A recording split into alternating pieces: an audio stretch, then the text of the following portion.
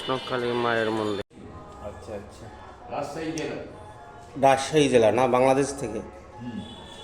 ওখানকার কারিগররাই তৈরি করেছিল একটা নিম গাছের গুঁড়ি দিয়ে পুরী পদ্ম ফুল থেকে আরম্ভ করে কোন মূর্তি অবধি একটাই কাঠ।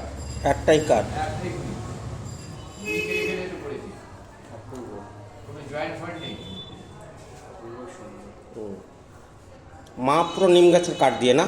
হ্যাঁ নিম গাছের কাঠ দিয়ে মা, হ্যাঁ, নিম গাছের কাঠ দিয়ে পুরোটাই। নিম গাছের টোটাল। বোঝা যায় না মনে হয় পাথরের মা, হ্যাঁ মানে শ্বেত পাথরের মনে হয়, মানে কুষ্টি পাথরের। মা একাই আছেন না, মানে মহাদেব ভোলেশঙ্কর এই ওনার সাথে নেই বিগ্রহ,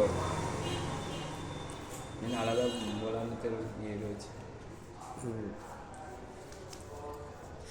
শিবলিঙ্গ আলাদা না? একদিন অন্তর ওই বডি ওয়েল থাকে না, হ্যাঁ হ্যাঁ ওইখান থেকে বডি ওয়েল, হ্যাঁ, বডি ওয়েলটা মাখানো হয় একদিন অন্তর অন্তর, একদিন অন্তর অন্তর। ওই জন্যই চকচকে থাকে। ও, খুব সুন্দর। এটা কি কোনো রাজবাড়ি না, না মানে এমনি? না না, রাজবাড়ি না এটা এটা।